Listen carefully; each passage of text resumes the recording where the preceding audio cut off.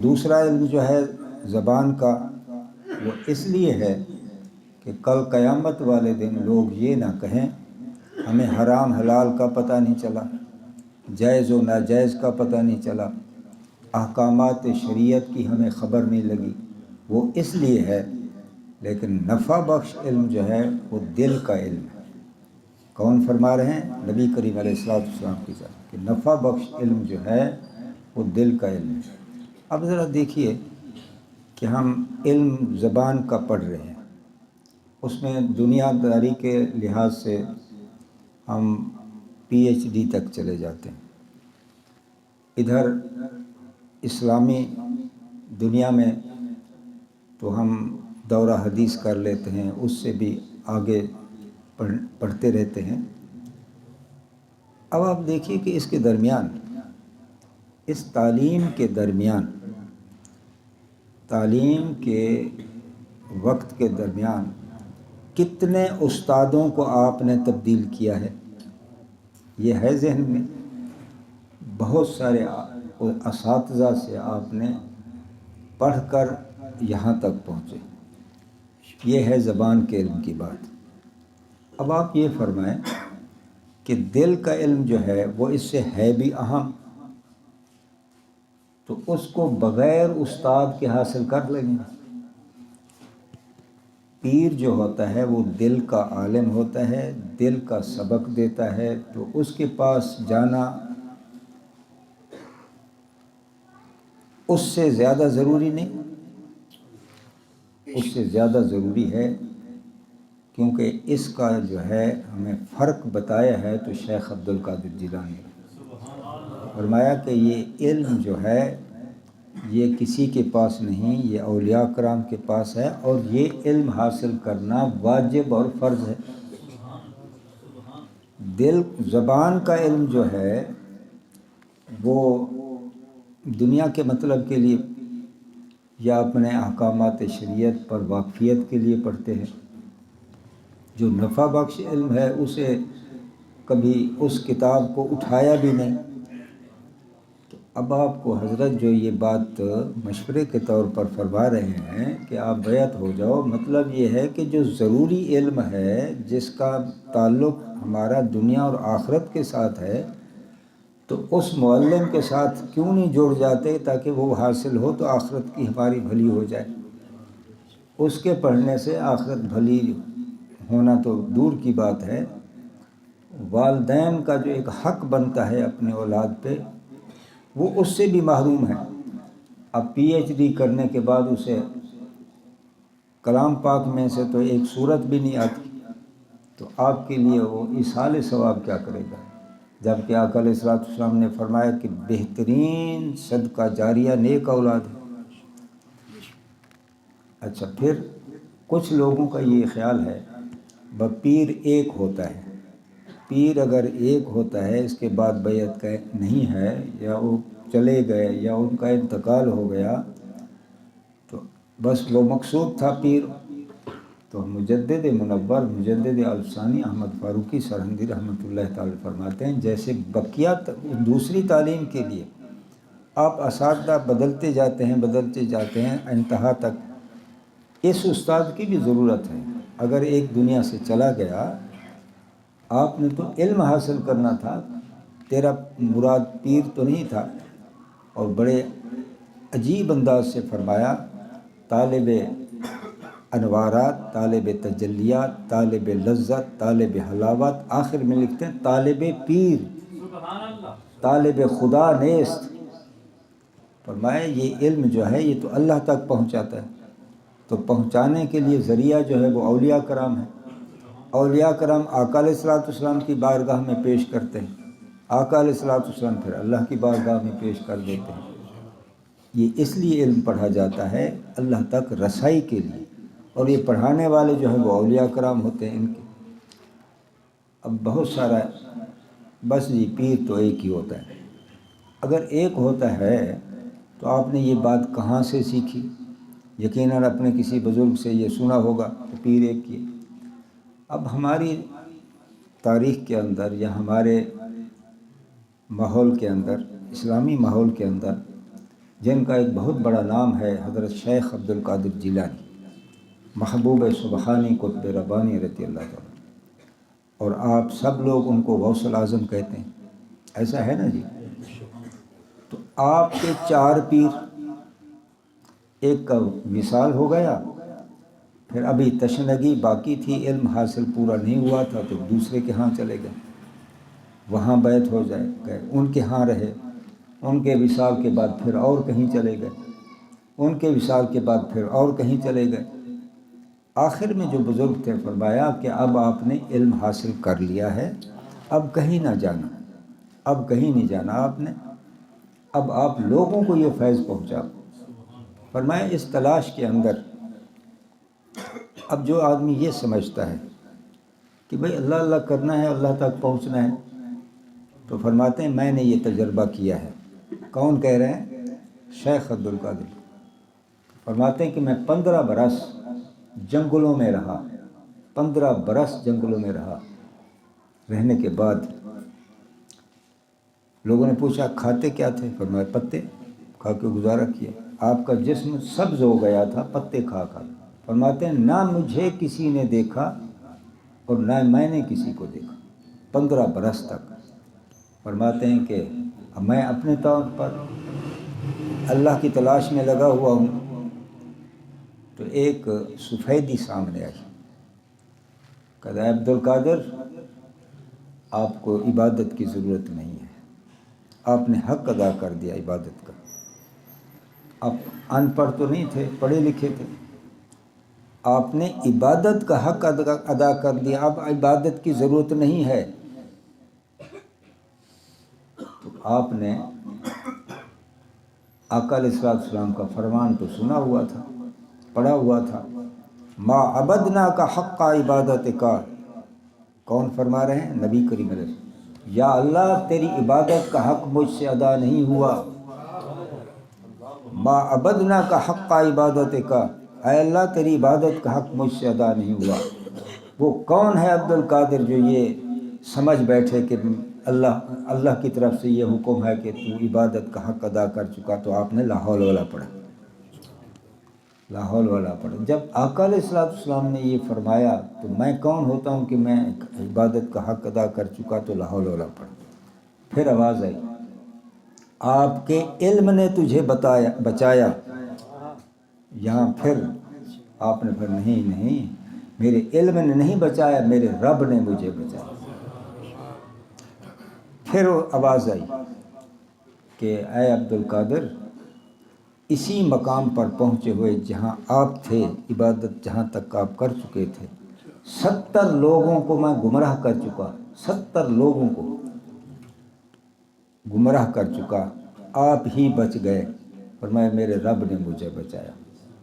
تھوڑا سا سرسری طور پر ایک بات آپ کے ذہن میں دینا چاہتا ہوں، وہ یہ ہے کہ آپ کو بہت سارے ایسے لوگ ملے ہوں گے، وہ چشتی بھی ہوں گے، قادری بھی ہوں گے، سہروردی بھی ہوں گے، بڑے بڑے عہدے، بڑے بڑے بورڈ ملتے ہوں گے۔ جب آپ ان کے پاس جاتے ہیں تو آپ کو یہ ماحول ملتا ہے کہ وہ تعلیم دے رہے ہوتے ہیں کہ نماز کی ضرورت نہیں ہے، نماز جو ہے وہ قائم کرنے کا حکم ہے، پڑھنے کا حکم نہیں۔ نہ خود پڑھتے ہیں پیر صاحب، نہ کسی کو پڑھنے دیتے ہیں نماز۔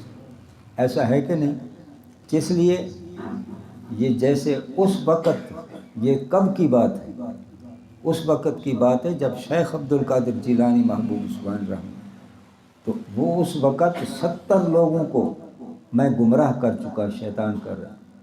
آج تو ہم اس کا تر لقمہ ہیں، یہ اس دور میں چل رہے ہیں، آج تو تر لقمہ ہیں، لاکھوں لوگ اس کے اسی چکر میں آ گئے کہ اب آپ کو عبادت کی ضرورت نہیں، نماز کی ضرورت نہیں۔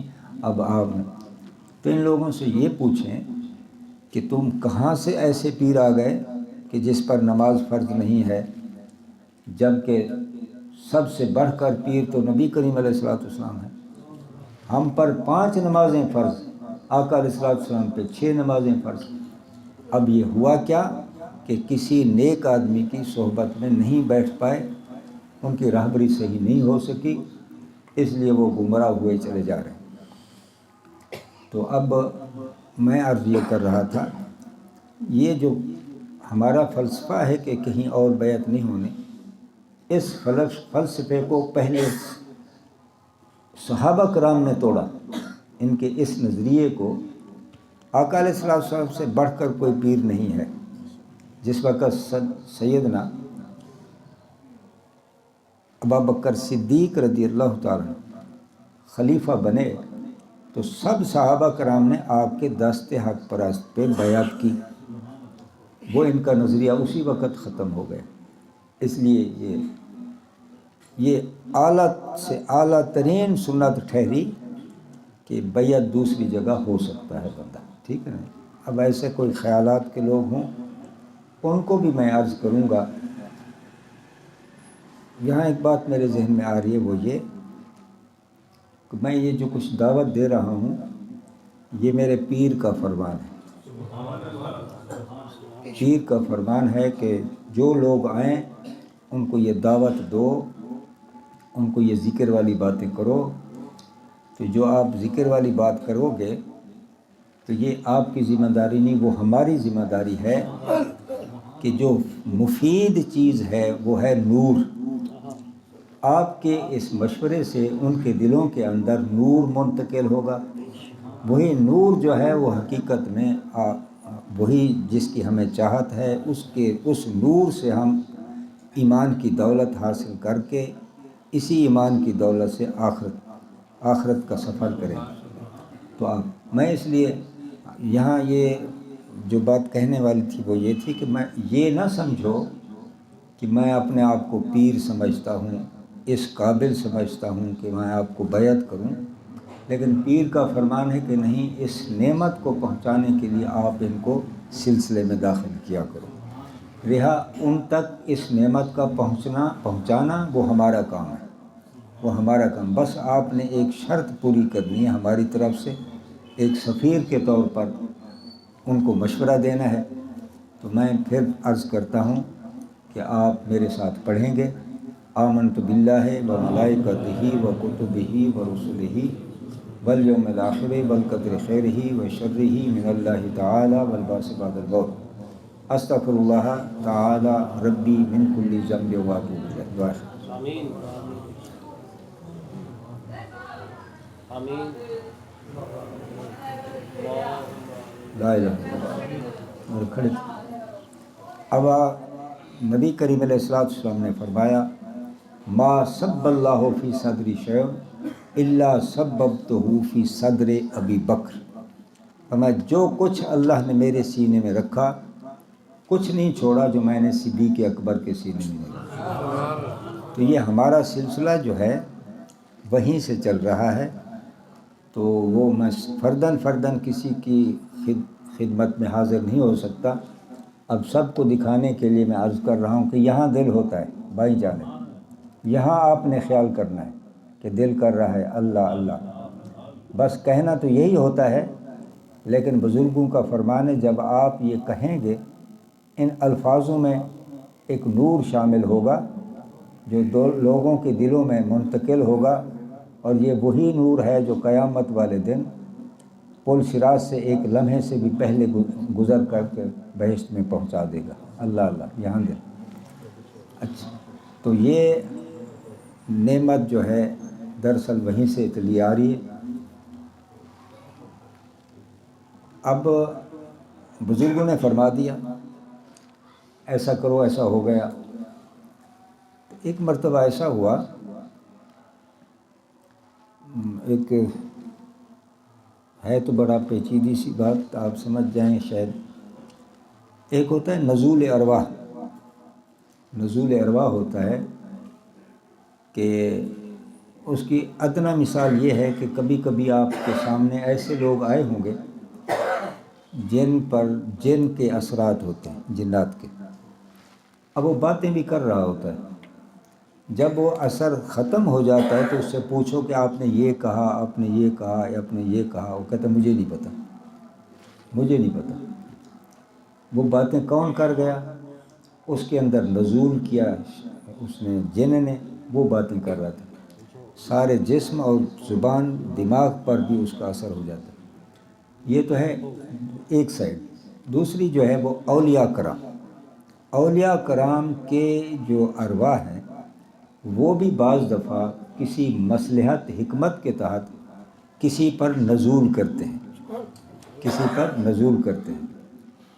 تو ایک مرتبہ ایسا ہوا کہ اب میرے حضرت نے فرما دیا آپ یہ ذکر بتایا کرو، دل پہ بے اللہ کا ذکر کا خیال کرو، تو اس میں یہ ہوگا کہ نور منتقل ہوگا، وہ وہی نور جو آقا علیہ السلام نے فرمایا ما صب اللہ فی صدری شیء الا صببتہ فی صدر ابی بکر، یہ وہی منتقل ہوگا۔ ایک سلسلہ وار چلتا ہے۔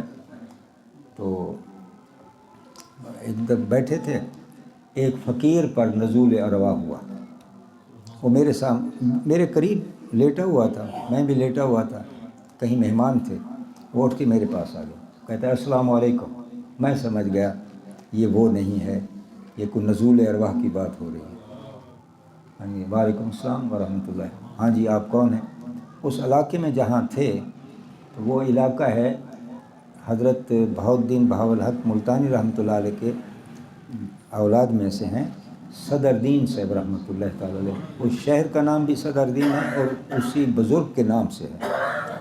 تو کہنے میں صدردین ہوں، صدردین ہوں۔ اچھا میں نے کہا بڑی آپ کی شفقت مہربانی، فرمایا آپ ہمارے شہر میں آئے؟ تو جی میں آیا آپ سے ملاقات کر۔ ٹھیک ہو گیا۔ تھوڑی دیر کے بعد پھر وہ کہتا ہے السلام علیکم۔ وعلیکم السلام۔ تو میں نے کہا حضرت آپ کا تعارف؟ تو وہاں کے ایک بزرگ ہیں قریب، ان کا نام تھا سید صدیق محمد شاہ صاحب۔ میں سید صدیق محمد شاہ صاحب، حضور کیسے تشریف لائے؟ فرمایا آپ ہمارے علاقے میں آئے، جی کرا کہ آپ سے ملاقات ہو جائے۔ تھوڑی دیر کے بعد میں وہ کیسے چھوٹا منہ بڑی بات کر رہا ہوں، تو کہیں ایسا ہے کہ آپ مجھے کہیں ایسے کھاتے میں نہ ڈال دیں کہ میں یہ کوئی فخریہ بات کر رہا ہوں، نہیں، میں بزرگوں کی عطا کی بات کر رہا ہوں کہ بزرگوں نے جو کچھ دیا تو اس کا جو ہے اس کی کرنیں، اس کی روشنی میں بیان کر رہا ہوں۔ تو السلام علیکم۔ وعلیکم السلام ورحمۃ اللہ۔ حضور آپ کون ہیں؟ تو میں امام حسین۔ حضور آپ کیسے تشریف لائے؟ اور میں اجمیر شریف گیا تھا، تو وہ عرس کا موقع تھا، اب مجھے نہیں پتہ تھا کہ وہ عرس ہے، دوسرے دن پتہ چلا کہ وہاں عرس تھا، کل ختم بھی تھا، کہ ہم عرس پہ آئے تھے معین الدین اجمیری رحمۃ اللہ۔ ابھی یہاں سے گزر رہے تھے تو آپ کو دیکھا، تو میں صرف اس لیے آیا ہوں آپ کو مبارک دینے کے لیے۔ مبارک حضور کس بات کی؟ فرمایا کہ آپ کا جو سلسلہ چل رہا ہے، آپ جو جس سلسلے سے منسلک ہیں، جو آپ تبلیغ کر رہے ہیں اپنے سلسلے کی، اور آپ کی جماعت کا جو وہ ہے نقشہ ہے، بالکل صحابہ کرام والا ہے۔ مبارک آپ کو یہ دینی تھی کہ آپ کا جو سلسلہ چل رہا ہے بالکل صحابہ کرام والا ہے، یہ مبارک دے رہا ہے کہ آپ جیسے چلا رہے ہیں اسی طرح چلائیں، بالکل جو آپ کی جماعت کی کیفیت ہے وہ صحابہ کرام والی کیفیت ہے۔ تو یہ خوشخبری ہو گئی۔ ایک دن بعد پھر مجھے تھوڑا سا تردد ہوا کہ بھی یہ بات ہوئی تو کیا ہوئی۔ ایک وقت ایسا آیا کہ جماعت تھی، ایک فقیر پہ وہ پھر وہی صورت حال، السلام علیکم۔ وعلیکم السلام۔ حضور آپ تشریف فرمائے؟ جی۔ حضور کا تعارف؟ فرمایا صدیق اکبر۔ بڑی خوشی ہوئی، ہاتھوں کو بوسہ دیا۔ حضور آپ؟ فرمایا میں اپنے باغ کو دیکھنے آیا تھا، آپ کی جماعت میرا باغ ہے، آپ کو مبارک ہو کہ آپ کا سلسلہ جو ہے بالکل صحیح ہمارے طریقے پہ چل رہا ہے۔ خیر، میں یہ نہیں کہہ رہا کہ یہ اپنی بات ہو رہی ہے، جو بھی کوئی اللہ کا ولی ہے جو آقا علیہ الصلوۃ والسلام کی سنتوں پہ عمل کرا رہا ہے تو یہ وہی صحابہ کرام والا طریقہ ہے۔ صحابہ کرام والا طریقہ ہے۔ اب اس پر جو اس کا نتائج جو ہیں اس کو اب دیکھتے ہیں۔ ہمارے تقریباً 39 واقعات اس وقت تک ہو چکے ہیں۔ مقصود تو ہے ایمان کی دولت یہاں سے لے کے جانا، وہ کسی مجبوری کے تحت 39 واقعات اس وقت تک ہو چکے ہیں۔ بڑی پہلے والے بزرگوں کی بات نہیں کر رہے، اپنے ساتھ اٹھنے بیٹھنے والوں کی باتیں۔ کسی مجبوری کے تحت قبر سے نکالنا پڑا تو ایسے لگا جیسے آج سلا کے گئے، اور خوشبو کا عالم یہ کہ سارا ماحول معطر، جسم تو اپنی جگہ رہا، کفن بھی میلا نہیں ہوا، کفن بھی میلا نہیں۔ تو حقیقت یہ ہے کہ اب کہنے کے لیے تو میں بھی کہہ رہا ہوں، سب لوگ یہی کہتے ہیں کہ ہم حق پہ ہیں۔ حقیقت یہ ہے کہ حق کا فیصلہ کون کرتا ہے؟ حق کا فیصلہ کرتی ہے قبر۔ حق کا فیصلہ قبر کرتی ہے، باہر کا تو کوئی پتہ نہیں، ہر بندہ کہہ رہا ہے کہ میں صحیح ہوں۔ تو اللہ تعالیٰ نے 39 مشاہدے کرائے کہ اس پر ہمیں یعنی اللہ کا شکر ادا کرتے ہوئے یہ کہنا پڑتا ہے کہ اللہ کا احسان ہے کہ ہم حق پر ہیں، ورنہ مٹی کھا جاتی، کیڑا کھا جاتا۔ کراچی میں گیا تو مجھے ایک فقیر صاحب نے کہا مبارک ہو جی۔ حضرت کس بات کی؟ کہتے بارشیں ہوئیں، ہمارے 3 فقیروں کی قبریں تھیں اس قبرستان میں، اور لوگ بھی کافی تھے، جن میں سے ایک قبر تو محفوظ رہی، 2 قبروں کی ایک سائڈ جو ہے وہ گر گئی۔ ہمیں اطلاع ملی، ہم وہاں پہنچے، وہاں جب کہ جا کے دیکھا ان کا جسم جو ہے، جسم کیا کفن بھی میلا نہیں تھا۔ اور مزے کی بات یہ تھی، جو آپ ذکر بتاتے ہیں کہ دل سے اللہ اللہ کرو، ان کا دل اس وقت بھی اللہ کا ذکر کر رہا تھا، کفن بھی، خوشبو اتنی کہ سارا ماحول میں۔ اچھا، اب چلتے چلتے تھوڑے سے فاصلے پر اتنی بدبو آ رہی تھی ایک قبر سے۔ وہ قبرستان جو ہے میں نے دیکھا ہے، پہلے بھی گئے تھے، وہاں باقاعدہ دفتر ہے، وہاں اندراج ہوتا ہے، لواحقین کا بھی، قبروں کے بھی نشان بھی ہیں، نمبر بھی ہیں، سارا کچھ ہے۔ تو وہ فقیروں نے پوچھا یہ کس کی قبر ہے؟ کہنے لگے یہ حافظ قرآن بھی تھا، عالم دین بھی تھا، لیکن جس وقت سٹیج پہ آتا تھا تو صرف اس کا موضوع یہی تھا انبیاء کرام اولیاء کرام کے نقائص بیان کرتے۔ اس بندے کی عادت تھی، اس کا حال یہ ہے۔ اور یہ جو 2 فقیر تھے یہ کیا تھے؟ کوئی عالم تھے، حافظ تھے؟ نہیں، یہ ایک مزدور تھا، مزدوری کرتا تھا، دوسرا ایک سٹور پہ، میڈیکل سٹور پہ کام کرنے والا۔ اور صحبت ان کی کتنی ہوگی، سالوں بعد میں جاتا ہوں، میرے ساتھ ان کی 2-3 دفعہ ملاقات ہوئی ہوگی۔ ان کا عالم یہ ہے کہ ان کے جسم کفن بھی میلا نہیں، اور خوشبو کا عالم یہ ہے کہ آس پاس کا ماحول جو ہے وہ بھی معطر ہے۔ تو اب وہ بات سمجھ آئی کہ یہ کس لیے ضروری سمجھا گیا کہ اللہ والوں کی صحبت اختیار کرنے سے ایک تو ایمان حقیقی حاصل ہوتا ہے، دوسرا یہ ہے کہ اس کی دنیا جہاں بنے گی وہاں آخرت بھی بن جائے گی، آخرت کے سارے معاملہ صحیح ہو جائیں گے۔ تو سب سے بڑا نسخہ جو ہے وہ یہی ہے، جیسے میں آپ سے عرض کر رہا ہوں کہ اپنے دل کی دھڑکن کو دھڑکن نہیں کہو، بلکہ یہ سمجھو دل کر رہا ہے اللہ۔ بالکل چھوٹی سی بات ہے۔ تو یہ اگر آپ کے ذہن میں بات آ گئی تو آپ کن لوگوں میں شامل ہوں گے؟ آپ ان لوگوں میں شامل ہوں گے جن کو ذاکر کہا جاتا ہے۔ ذاکر کس کو کہتے ہیں؟ یہ بات پوچھی گئی حضرت شیخ عبد القادر جیلانی محبوب سبحانی قطب ربانی رضی اللہ عنہ، پوچھا حضور ذاکر کس کو کہتے ہیں؟ تو فرمایا ذاکر اسی کو ذاکر کہتے ہیں جس کو اللہ ذاکر کہتا ہے۔ اللہ کس کو ذاکر کہتے ہیں؟ الذین یذکرون اللہ قیاما وقعودا وعلی جنوب۔ ذاکر وہ جو کھڑا بھی اللہ کا ذکر کر رہا ہے، بیٹھا ہے اللہ کا ذکر کر رہا ہے، سویا ہوا ہے اللہ کا۔ اب انسان کی 3 ہی تو حالتیں ہیں، یا کھڑے ہیں یا بیٹھے ہیں یا سوئے ہوئے۔ کھڑے ہونے میں چلنا پھرنا ہے، بیٹھا ہوا آدمی بھی کسی نہ کسی کام لگا ہوا ہے، کام کر رہا ہے۔ اور تیسری حالت ہے سونے والی، سونے میں نیند شامل ہے۔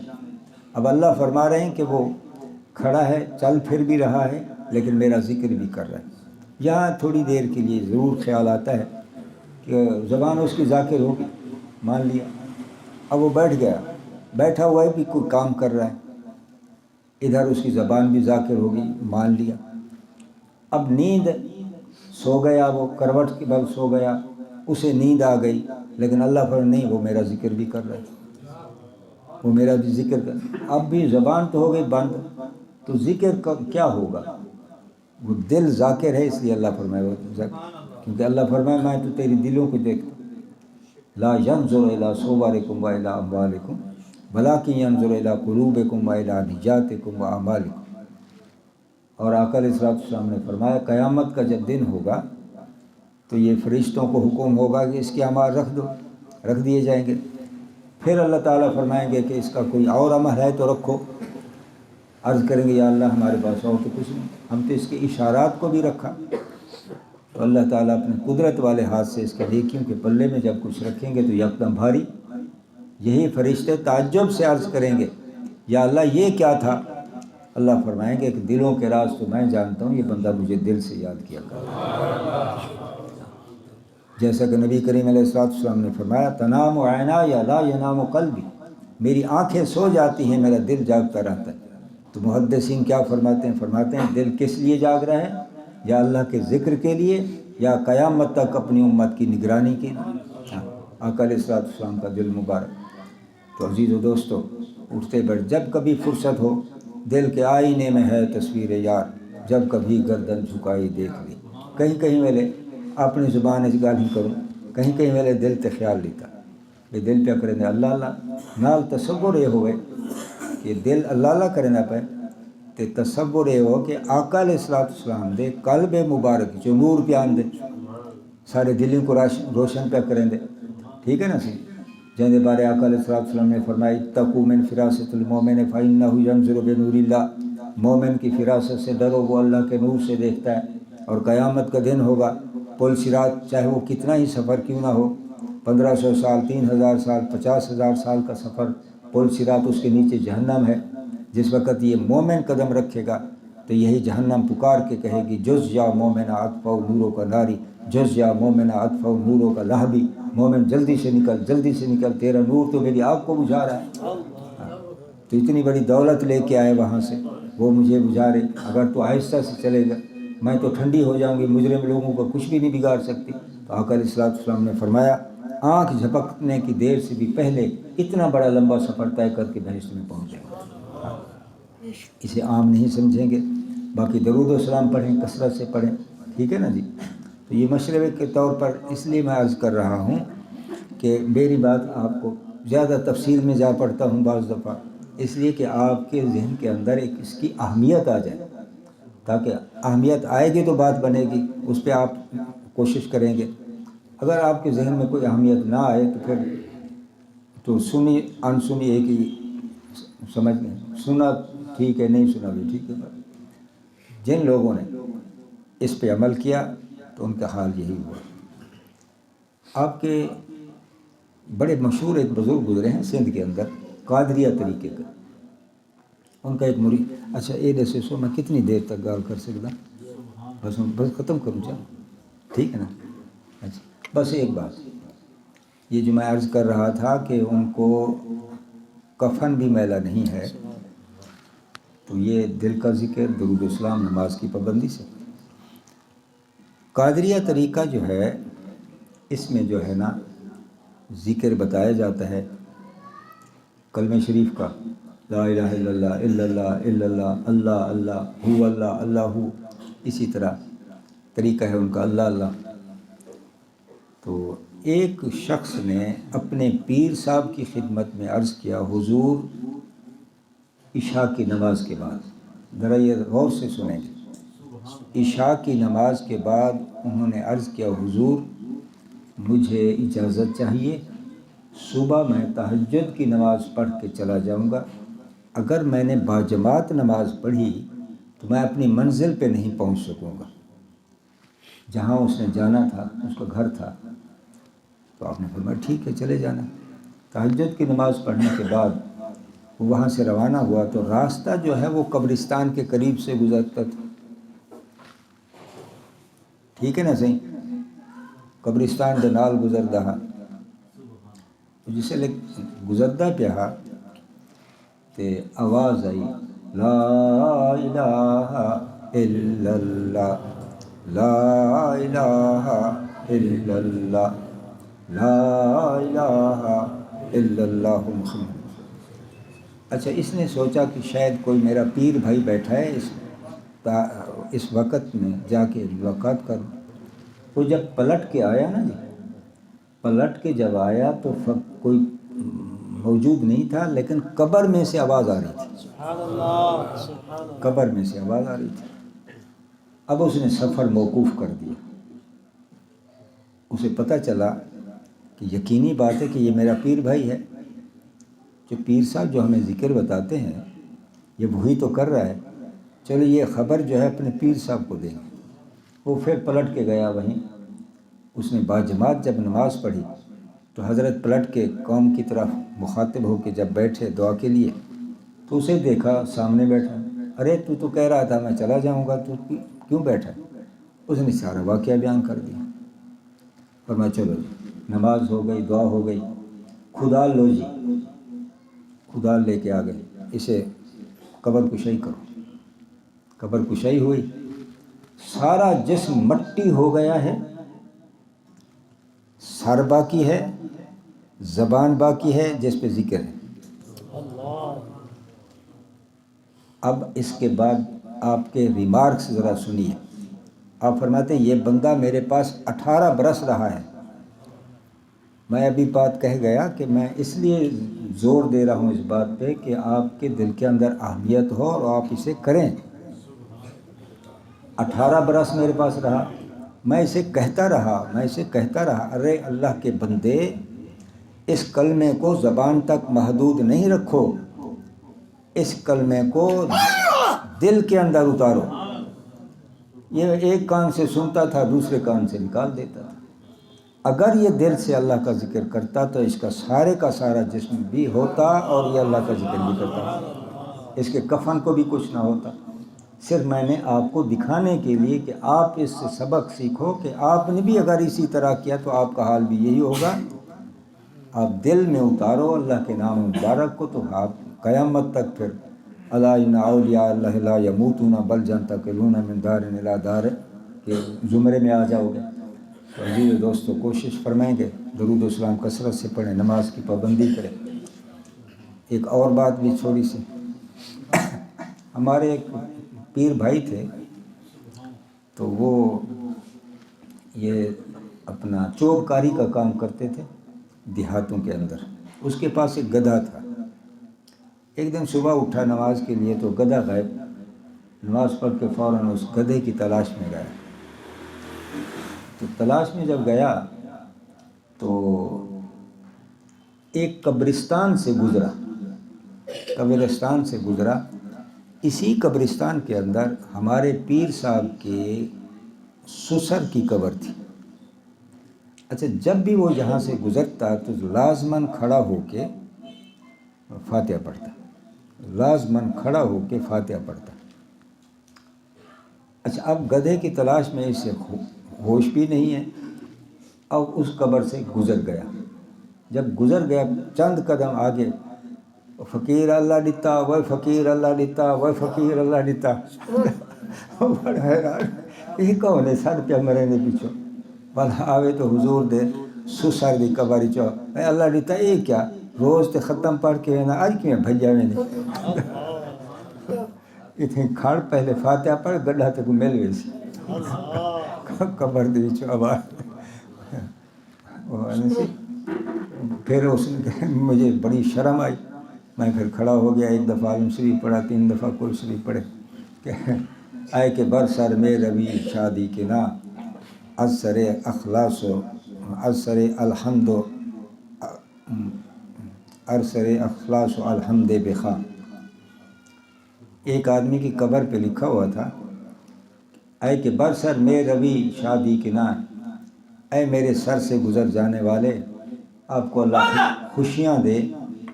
از سر اخلاص و الحمد بخا، میرے سرانے گزر تو رہا ہے، ایک دفعہ اخلاص چا پڑھ، ایک دفعہ الحمد شریف پڑھ۔ تو یہ ہمارے دادا پیر صاحب نے پڑھا۔ تو پر دادا پیر صاحب ذرا آگے جا رہے تھے، بھاگ کے کہتا ہے حضور آپ کو ایک بندہ بلا رہا ہے۔ کون؟ آئیں تو صحیح۔ اس کی قبر پہ جب آئے تو وہ لکھا ہوا تھا یہ، یعنی وہ دعوت دے رہے تھے، تجھے نہیں خبر کہ میرے ساتھ کیا بیت رہی ہے؟ یہی سب لوگ آپ میری بات کو ذرا غور، جب بھی آپ کبھی کسی قبرستان سے گزرا کریں تو بے شک بھلے آپ ٹھہریں نہیں، ایک دفعہ عالم شریف 3 دفعہ کل شریف پڑھ کے آپ ان کے اصال ثواب کر کے جایا کریں۔ یہ انتظار میں 40 قدم باہر آ جاتے ہیں، مومن آ رہا ہے کچھ نہ کچھ تحفہ دے کے جائے گا۔ جب ایسے گزر جاتا ہے، وہ گزر جاتا ہے تو کہتے ہیں کہ دیکھو تجھے پتہ نہیں ہم سے کیا بیت رہی ہے، اگر تجھے پتہ چل جائے تو ساری زندگی یہاں کھڑے پڑھتے رہو۔ تو وہ اللہ دیتا کو بلا کے اسے یہ یاد دلا رہے تھے کہ اللہ کے محبوب کا فرمان یہ ہے کہ تو ایسے بھاگا جا رہا ہے، یہاں پڑھ کے جا، وما علینا الا البلاغ۔